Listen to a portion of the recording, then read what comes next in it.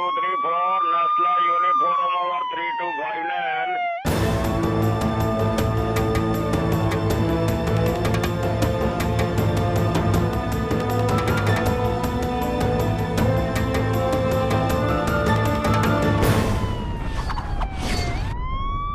नमस्कार, मैं हूं हिमांशु तिवारी और स्वागत है आपका क्राइम बीट में। दिल्ली की शान माने जाने वाली ऐतिहासिक जामा मस्जिद के सामने रविवार को कुछ ऐसा हुआ जिससे आतंकी संगठन इंडियन मुजाहिदीन का नाम लोगों की जुबान पर एक बार फिर ताजा हो गया। इस धमाके में अमोनियम नाइट्रेट का इस्तेमाल किया गया। जाहिर है, बीते कुछ सालों में जो धमाके इंडियन मुजाहिदीन ने करवाए थे उनमें इसी केमिकल का इस्तेमाल किया गया था। बावजूद इसके अब तक यह बात साफ नहीं हो पाई है कि आखिर हमले का जिम्मेदार कौन है।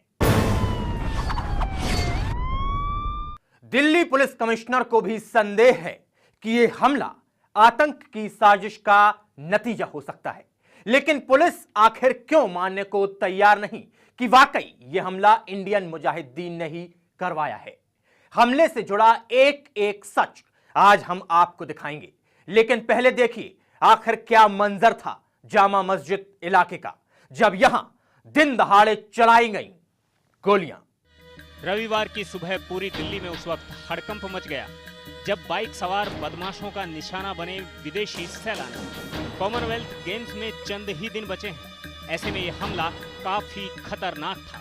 सुबह करीब 11:15 बजे ताइवान से आए सैलानी जामा मस्जिद में घूमकर वापस जा रहे थे। सैलानी जैसे ही जामा मस्जिद के गेट नंबर 3 के पास खड़ी बस में चढ़ने लगे, तभी पीछे से आ रहे बाइक सवार बदमाशों ने उन पर गोलियां चलानी शुरू कर दी। गोलियों की गूंज से पूरा इलाका गूंज उठा।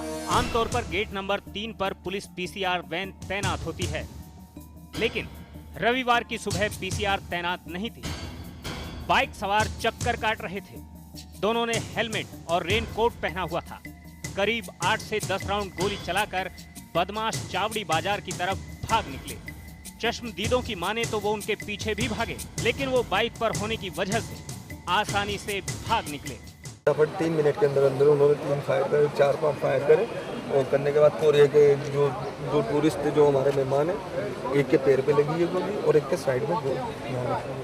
ये वो इलाका जहाँ पर पीसीआर गाड़ी भी तैनात रहती थी, क्या उस वक्त कोई पीसीआर यहाँ पर थी या आज पीसीआर पे उस टाइम पे कोई वारदात कॉल हो गई थी, कॉल आ गई थी, तो उस पर वो गई थी फौरन। किसी कॉल पे अर्जेंटली जाना पड़ गया था उन्हें, इस वजह से गई। आपने दोनों हमलावर को देखा हुआ, क्या कुछ उनका हुलिया था और क्या मैंने किसी ने हमने देख नहीं पाए। हम गोलियां जिसकी आवाज़ थी तो हम साइड में हो गए, सब दहशत में आ गए। फिर एक बंदा आया, जब वो जाने लगे तो एक बंदा लड़का उसके पीछे पत्थर लेके भागा, फिर उसके पीछे पीछे हम भी भागे। वारदात से अफरा तफरी का माहौल फैल गया।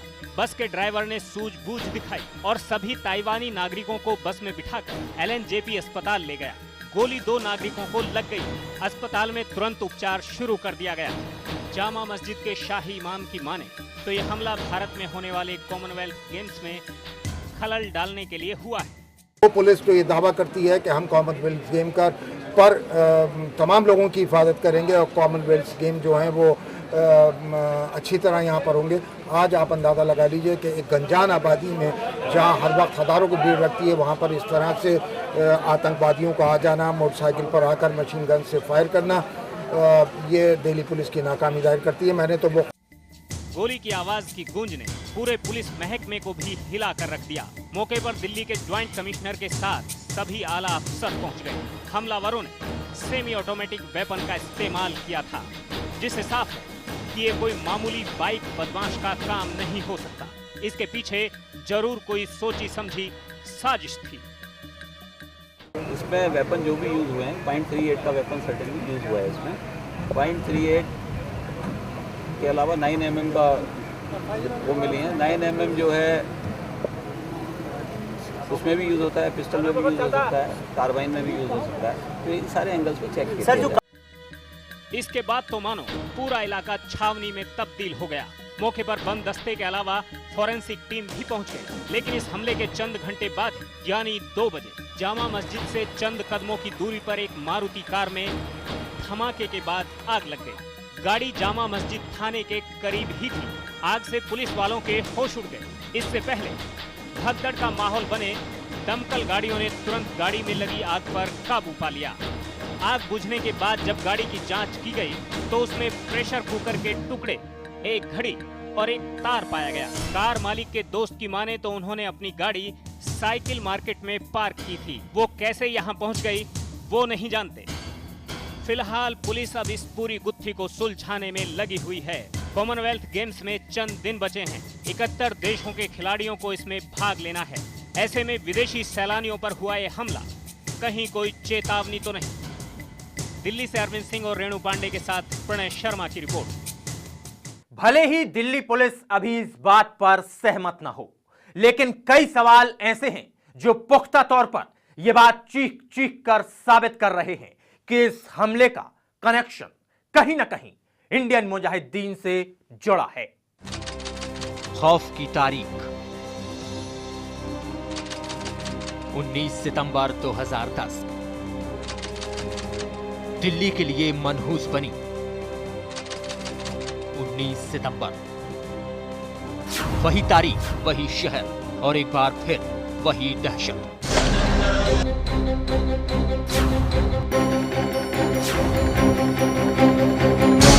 जी हां, रविवार करीब 11:30 बजे राजधानी दिल्ली की ऐतिहासिक जामा मस्जिद पर हुई फायरिंग और कार धमाके ने दिल्ली वालों के होश उड़ाकर रख दिए। फायरिंग के बाद दिल्ली की गलियों में दहशत पसर गई।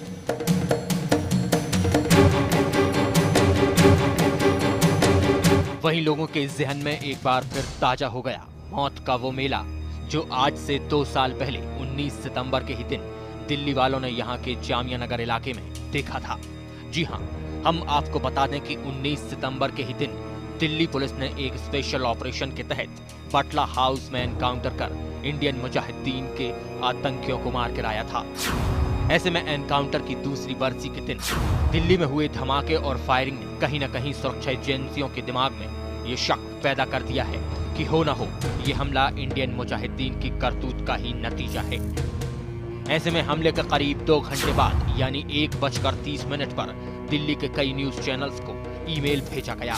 ईमेल के जरिए आतंकी संगठन इंडियन मुजाहिदीन ने जामा मस्जिद पर हुई फायरिंग की जिम्मेदारी ली और साथ ही कॉमनवेल्थ गेम्स के रंग में आतंकी वारदात के जरिए भंग करने की भी धमकी दी।